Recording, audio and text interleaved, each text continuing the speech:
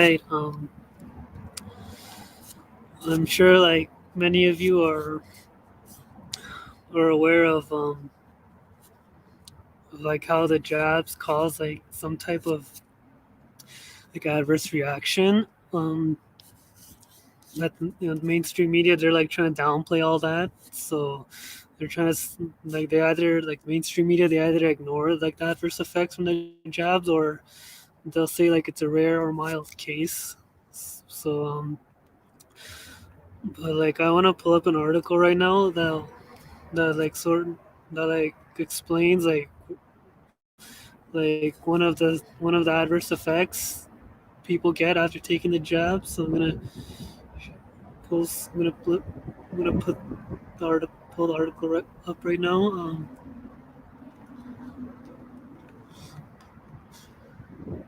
So this is an article from Reuters. It says heart inflammation in young men higher than expected after Pfizer Moderna jabs.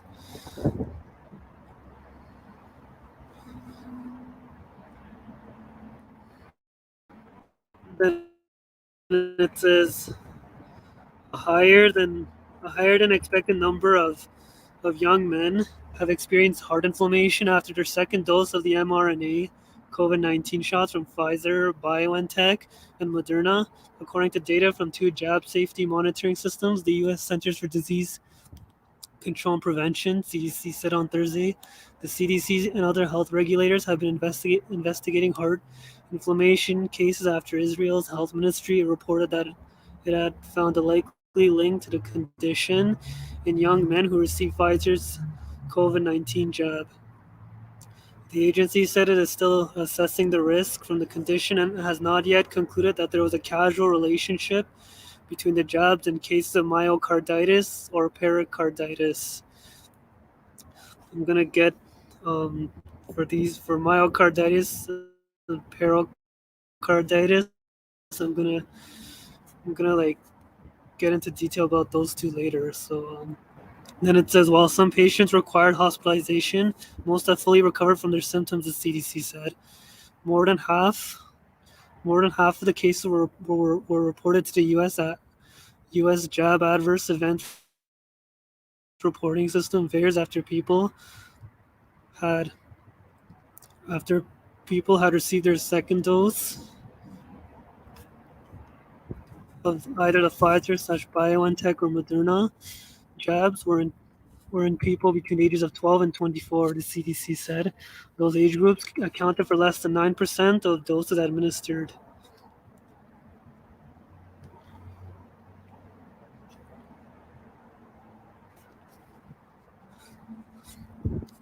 We clearly have an imbalance there, Dr.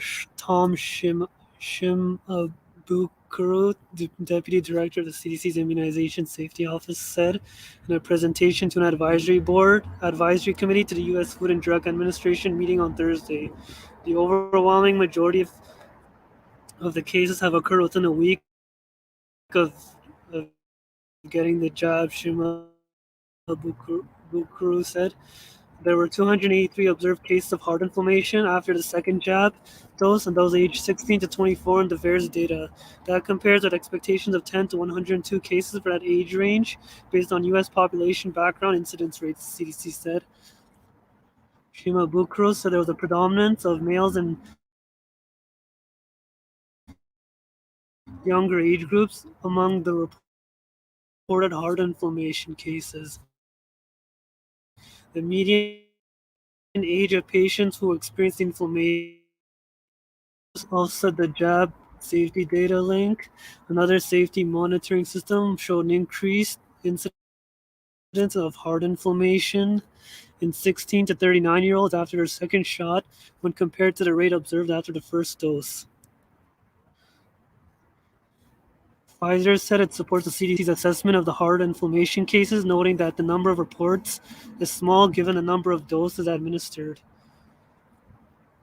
About 130 million people in the United States have received both doses of one of the mRNA jabs. It is important to understand that a careful assessment of the reports is ongoing, and it has not been concluded that the mRNA COVID-19 jabs cause myocarditis or pericarditis, the company said in a statement.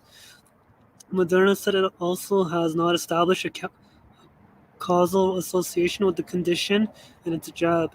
It said it is actively working with public health and regulatory authorities to further assess the issue.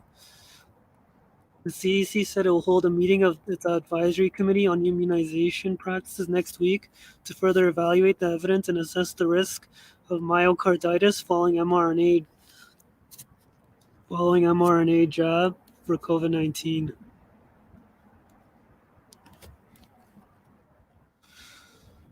So, so that's the end of the article.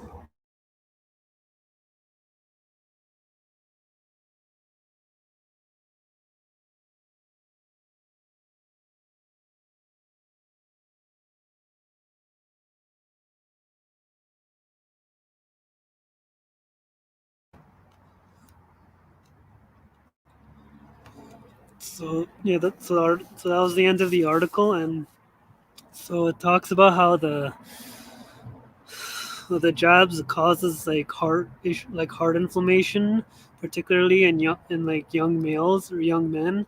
So yeah, so after like they've especially after they've taken a second dose, they're experiencing problems like myocarditis, and the other one was pericarditis. So yeah, so I can close this now, and now I'm gonna like pull up another like page that like talks about like what myocarditis is and like what are the symptoms and causes of it. So I'm gonna share the screen right now.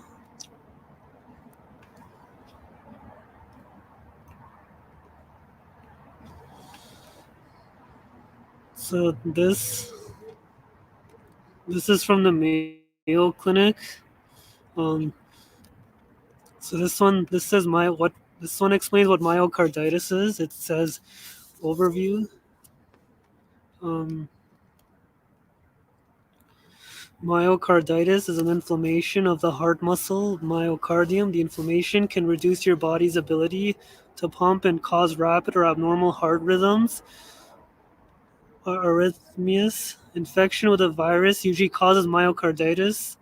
Sometimes myocarditis can result from a reaction to a drug or be part of a more general inflammatory condition.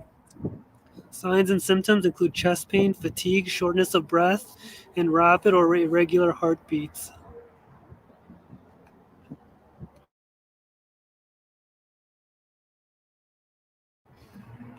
Severe myocarditis weakens your heart so that the rest of your body doesn't get enough blood.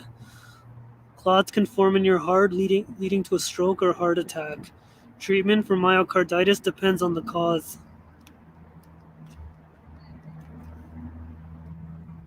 Symptoms: if you're in the early stages of myocarditis, you might have mild symptoms such as chest pain, rapid or irregular heartbeats, or shortness of breath. Some people with early stage myocarditis don't have any symptoms. The signs and symptoms of myocarditis vary depending on the cause of the disease.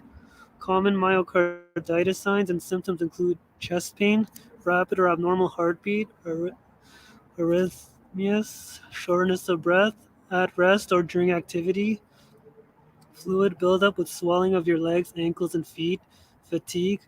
Other signs and symptoms of a viral infection, such as a headache, body aches, joint pain, fever, sore throat, or diarrhea. Sometimes myocarditis symptoms may be similar to a heart attack. If you're having unexplained chest pain and shortness of breath, seek emergency medical help. Myocarditis in children. When children develop myocarditis, they might have signs and symptoms including fever, fainting, breathing difficulties, rapid breathing, chest pain, rapid or abnormal heart rhythms.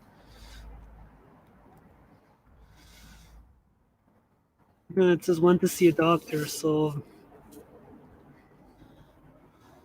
yeah, contact your doctor if you have symptoms of myocarditis, particularly chest pain and shortness of breath. Symptoms of myocarditis can resemble a heart attack. Get emergency medical help if you have unexplained chest pain and shortness of breath. If you've had an infection, watch for the symptoms of myocarditis and let your doctor know if they occur. If you have severe symptoms, go to the emergency room or call for emergency medical help.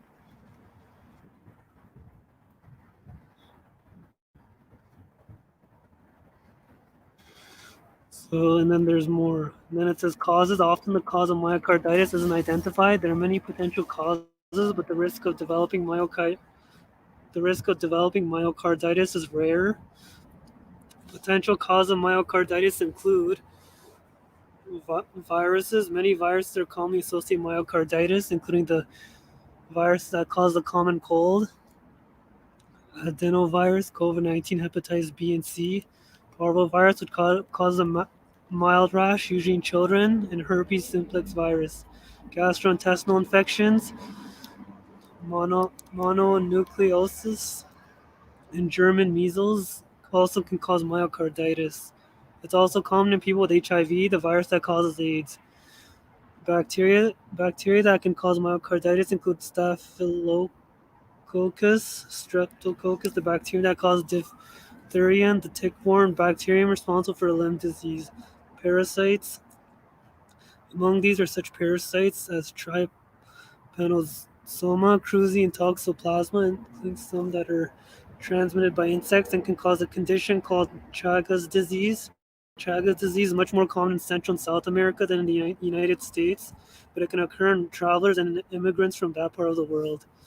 Fungi, yeast infections such as Candida, mold such as Aspergillus, and other fungi such as Histoplasma, often found in bird droppings, can sometimes cause myocarditis, particularly in people with weakened immune systems.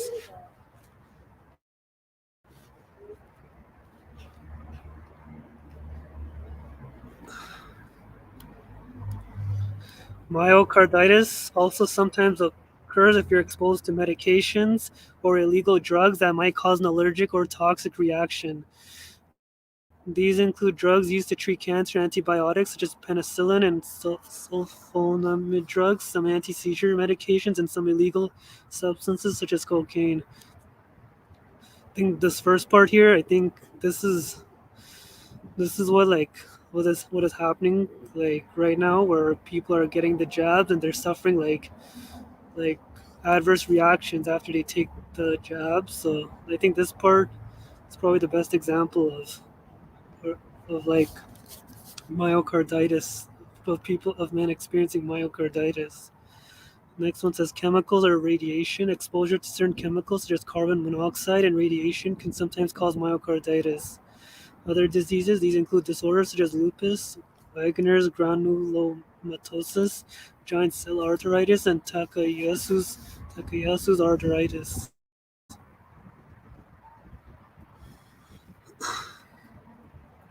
So yeah, this part, the first part especially, this one is like what a lot of people are experiencing after they take the jab, or they'll suffer some type of adverse reaction from it, especially like males, like young men, young males. It seems like they're the most like affected by it, as they're suffering problems like heart inflammation and all that, and myocarditis. So here's one of the causes of myocarditis. So like even taking like medications can cause myocarditis.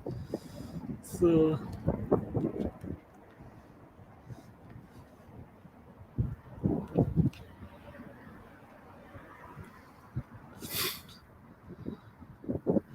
and complications, usually myocarditis goes away without permanent complications. However, severe myocarditis can permanently damage your heart muscle, possibly causing heart failure.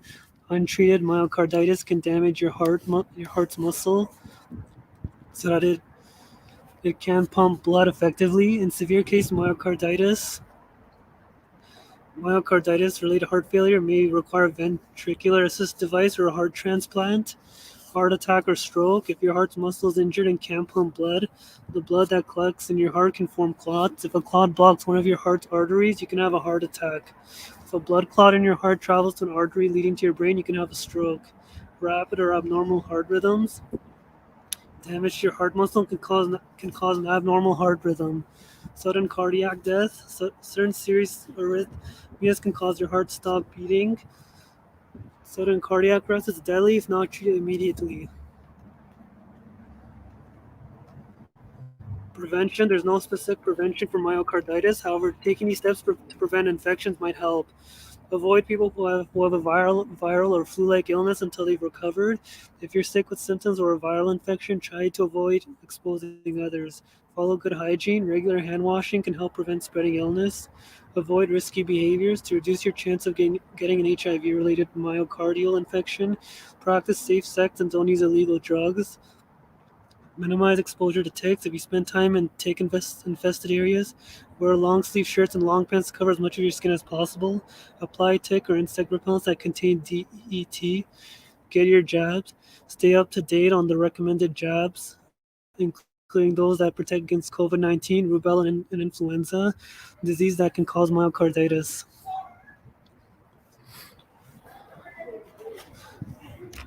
Well, and that's one of the problem here. One of the problems here as COVID-19, as like the jabs, it's causing people to suffer from myocarditis. So this one here is like this is like one of the problems, like one of the causes of myocarditis when you take those jabs. So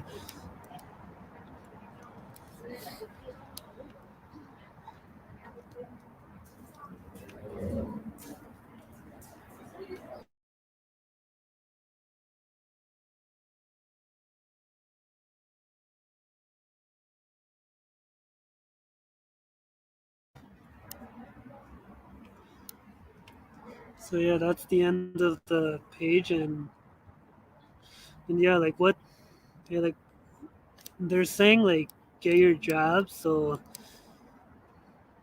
so stay up to date on the recommended jabs, including those that protect against COVID, rubella, and a disease that can cause myocarditis. Yet it's these yet it's these jabs that are causing like people to suffer like from myocarditis when they get injected with these jabs that don't have any like that aren't like properly like tested, and like that like they don't have like there's no like long term study to like the effects of these jabs. So anyone who takes these jabs, they're basically like pretty much a test subject that's like participating in it. So and, and I guess like and now we're finding out that like myocarditis is one of the side effects from taking these jabs. So that's the end of the so that's the end of that. So I can close that now. And there's also like one more. It also like I think I mentioned like pericarditis. So that's I think something similar. So I'm gonna pull that up too because there's also like symptoms and cause for that as well. This is from the Mayo Clinic as well. It says pericarditis. So pericarditis is swelling and irritation of the thin sac-like tissue surrounding your heart. Pericarditis often causes sharp chest pain and sometimes other symptoms. The chest pain occurs when the irritated layers of the pericardium rub against each other. Pericarditis is usually mild and goes away without treatment. Treatment for more severe cases may include medications and rarely surgery. Early diagnosis and treatment may help reduce the risk of long-term complications from pericarditis. Symptoms: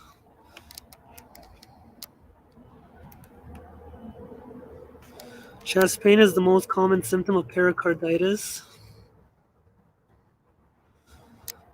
It usually feels sharp or stabbing. However, some people have dull, achy, or pressure like chest pain. The pain usually occurs behind the breastbone or on the left side of your chest.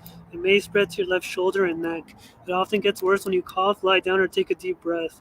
Sitting up and leaning forward makes you feel better. Other signs and symptoms of pericarditis may include abdominal or leg swelling, cough, fatigue, or general feeling of weakness or being sick. Low grade fever, pounding or racing heartbeat, heart palpitations, shortness of breath when lying down. The specific symptoms you have depend on the type of pericarditis you have. Pericarditis is grouped into different categories according to the pattern of symptoms and how long symptoms last.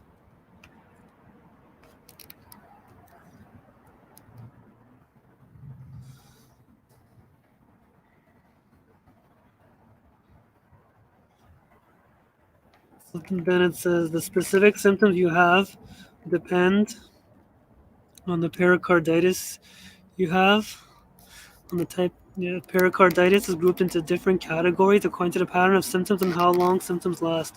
Acute pericarditis begins suddenly but doesn't last longer than 3 weeks. Future episodes can occur. It may be difficult to tell the difference between acute pericarditis and pain due to a heart attack. Recurrent pericarditis occurs from about 4 to 6 weeks after an episode of acute pericarditis with no symptoms in between. Incessant pericarditis lasts about 4 to 6 weeks but less than 3 months. The symptoms are continuous. Chronic constructive pericarditis usually develops slowly and lasts longer than 3 months.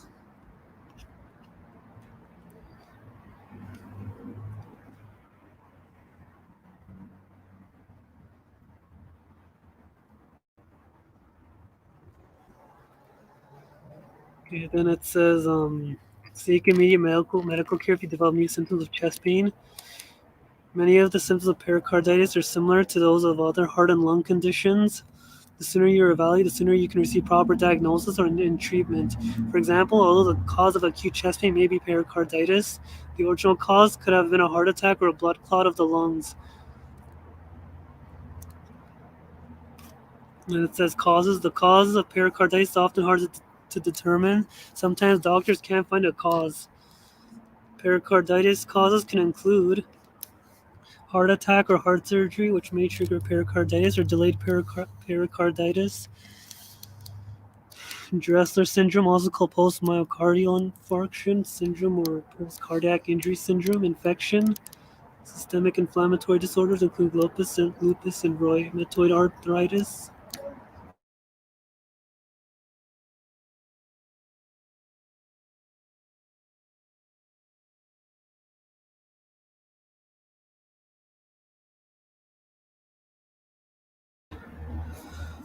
Trauma, such as injury to your heart or chest as a result of a motor vehicle or other accident. Other health disorders, including kidney failure, AIDS, tuberculosis, and cancer. Complications, early diagnosis and treatment of pericarditis usually reduce the risk of the long-term complications. Complications of pericarditis include pericardial effusion. Pericarditis is usually associated with fluid around the heart, which can lead to more serious complications. Chronic constructive pericarditis. Some people with long-term pericarditis develop permanent thickening and scarring of the pericardium, which prevents the heart from filling and emptying properly. This unusual complication often leads to severe swelling of the legs and abdomen and shortness of breath.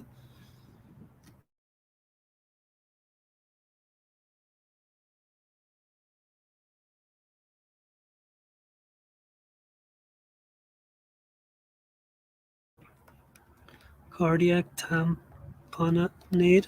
This life-threatening condition can develop when too much fluid collects in the pericardium.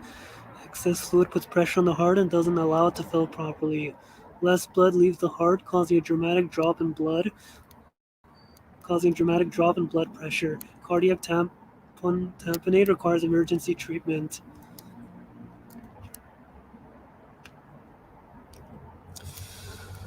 So yeah, that's all like the symptoms of pericarditis. So they're almost like similar to myocarditis, as they both involve like heart problems. So yeah, that's the end of that page. So I can close it now. So yeah, um, a lot of these like agencies, like these health agencies or government agencies, are not talking about like the serious like side effects of taking these jabs, which cause like issues like myocarditis and pericarditis. So which are like serious like reactions. So as they both involve like issues like heart problems and chest pain. So yeah, like I hope like people do their research and not like take whatever the government, well, like these like government agencies and health agencies say, like at face value. So yeah, I hope that like helps people and like understanding like what the reaction like what the adverse reactions to these jabs are, and that it's like being like downplayed by the mainstream media as well, as they're like ignoring it, or they're saying that it's a like a mild case or something like that, rare case. So yeah, so yeah, I hope that like will help people in better understanding like what like myocarditis and pericarditis is, and like the causes of it. So yeah, that's everything I want to talk about, and I'll be signing off.